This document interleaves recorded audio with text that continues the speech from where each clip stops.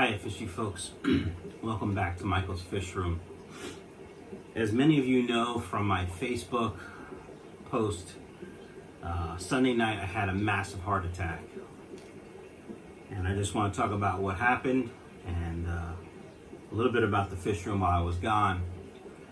So, grab your snack and beverage and stand by. Alright, fishy folks, it's Thursday morning. It is 6:35 in the morning. I'm an early riser by nature, so I'm awake.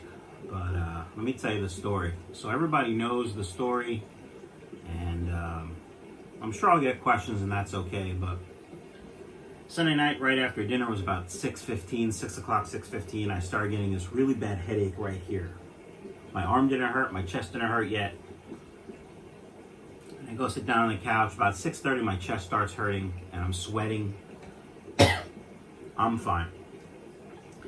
And my oldest son and my youngest son are playing Xbox right next to me. My wife decides she's going to go take a bath. And after about 15 minutes, I'm actually holding my chest because the pain is immense. Like a hippopotamus standing on your chest, doing the jig. That's what it felt like. And my oldest son says, "Dad, are you okay?" And I said, "No, get mom." And for those of you that actually know me, I can't stand doctors or hospitals. I'd rather be sick and in pain than go. That's just how it is. No offense if you're a doctor or you work in a hospital or a nurse. My wife's a nurse. Like most people, I don't like doctors. So when I say I want to go to the doctor or the hospital, usually the family knows there's a problem. So they run upstairs, they get mom out of the bath, she comes downstairs, "What's the matter?"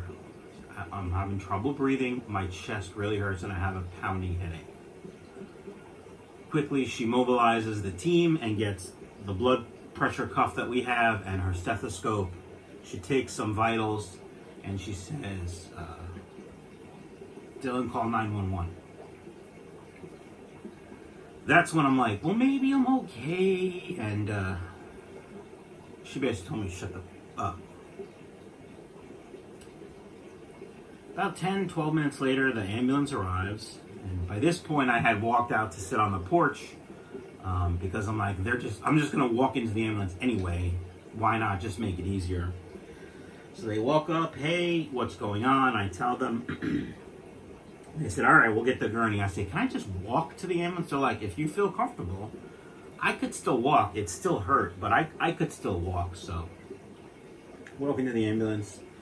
I don't know, in New Jersey, I don't know where it is in other states, but there's ambulance, which is basically basic care, and the actual transportation. And then there's the paramedics who actually kind of like ER docs, ER nurses or docs, I guess. So paramedic pulls up behind the ambulance.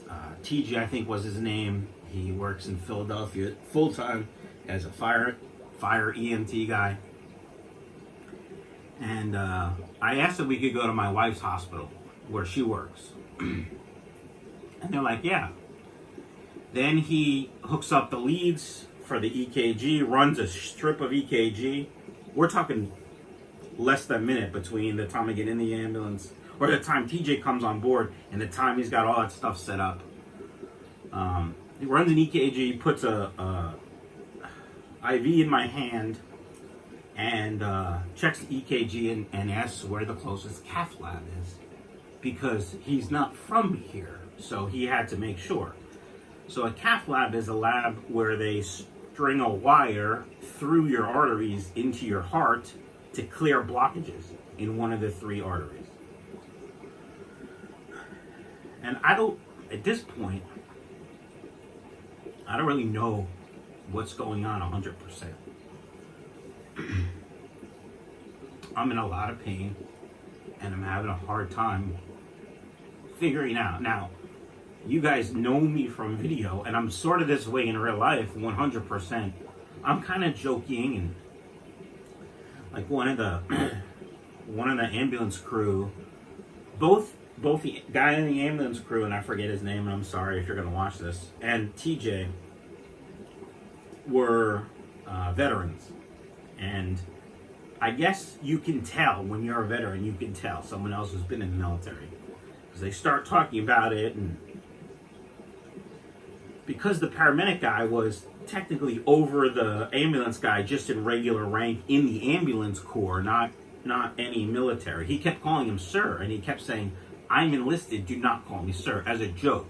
And then they were joking back and forth, and I was joking, "Don't call him sir." And anyway,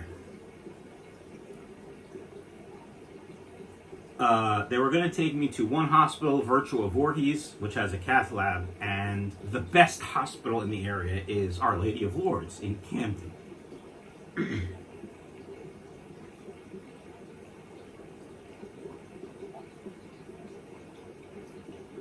And he said it's a 5-minute longer to go to Camden. And they said, and TJ said, do it. He's going to end up there anyway.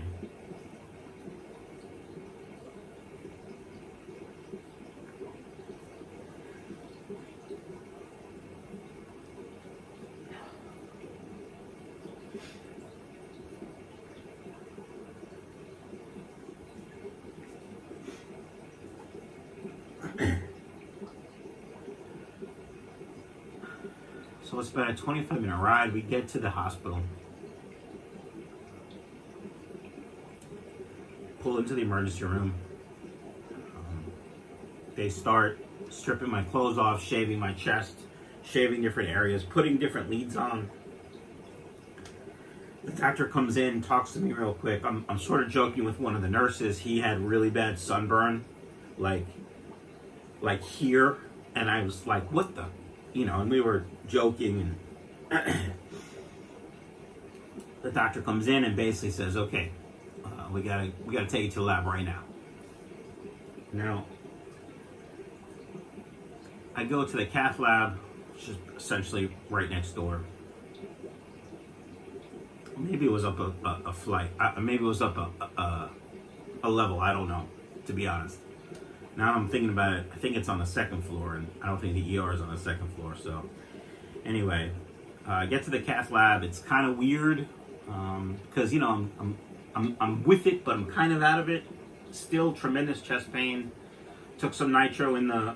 Let me get back to the ambulance ride. So, he checks the EKG. We're going to Lourdes, the best. He's gonna end up there anyway.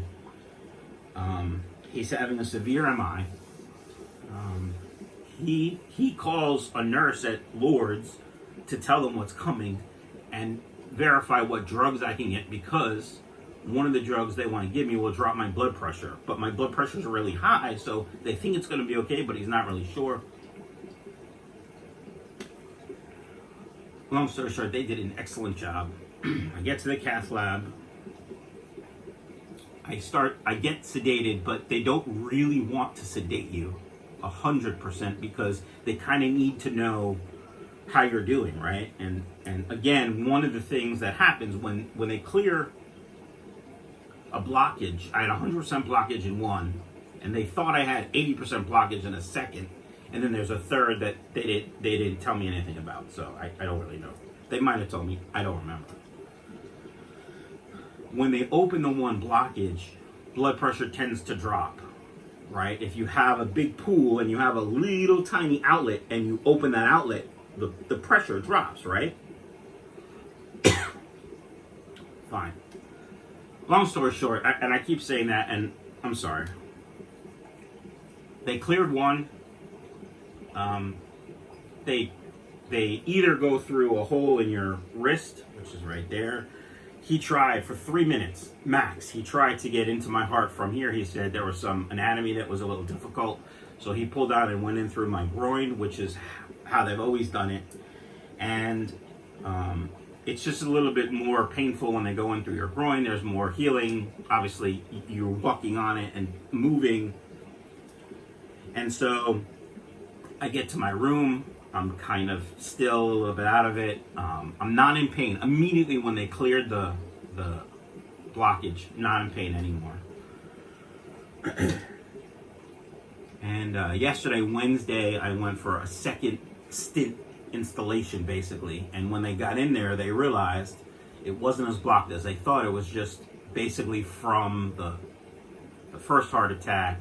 So they didn't have to put a stent in. They did a very special, as he called it, flow test, where they basically jack you up like you're having a heart attack to see what the flow is, and boy, it didn't feel good. But they proved I'm okay. So, the moral of the story, kids, is there's gonna be some changes for me in my diet, cholesterol-wise and fat-wise.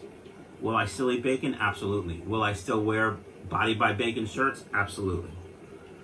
But the fact is, I'm going to change my eating habits. I'm on certain medications for the rest of my life. So, that's what happened. I know it was a long story, and I'm sure some of you guys don't really give a rat's ass, and that's okay. But I know a lot of people do, so I wanted to tell the story. So,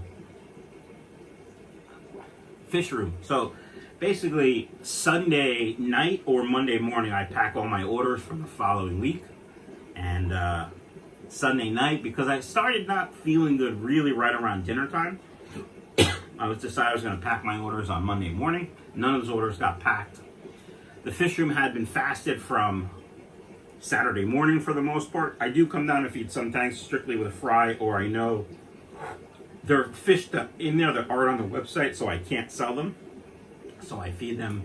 But 80% of the tanks were fasted from Friday night all the way until Wednesday night when I got home.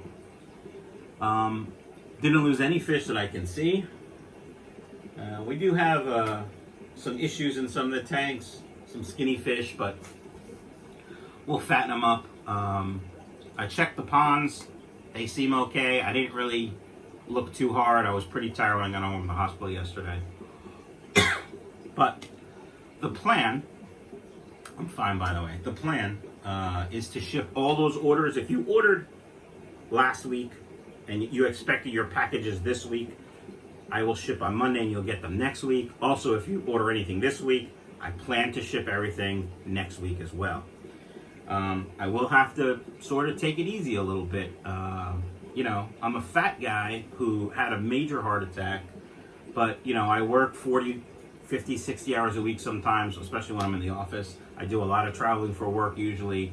I have my own business. I have this YouTube thing I do, so I have to figure out where to calm down. So I know you guys are like, take care of yourself.